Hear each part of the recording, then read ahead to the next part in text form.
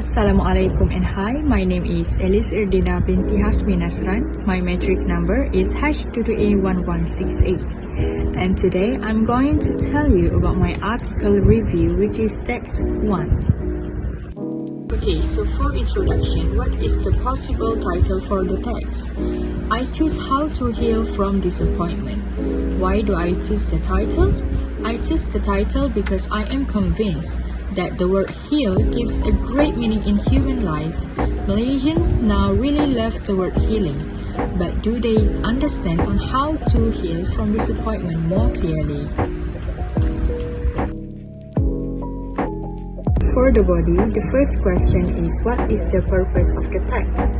The purpose of this text is to explain in more detail how to overcome disappointment and teach them to love themselves more.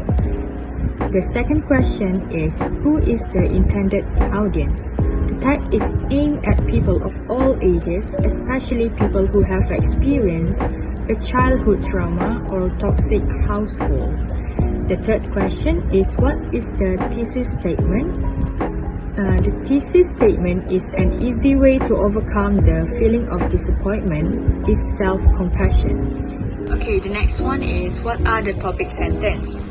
The first paragraph is about self-compassion is essential for dealing with disappointment, especially for those raised with critical parents or self-critical self-talk.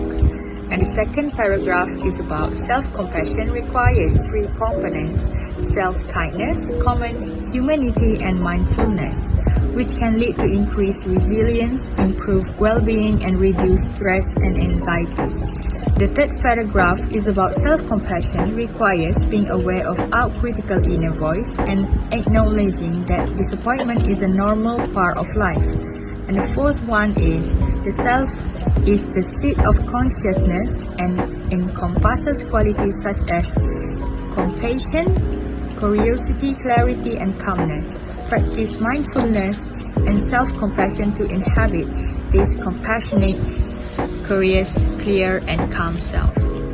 And the last one is self-compassion is essential for dealing with disappointment as it involves self-kindness, common humanity, and mindfulness, which can improve mental and emotional health. Let's move to the next question, which is, do this topic sentence relate to the thesis statement? These topic sentences are related to the thesis statement of the text.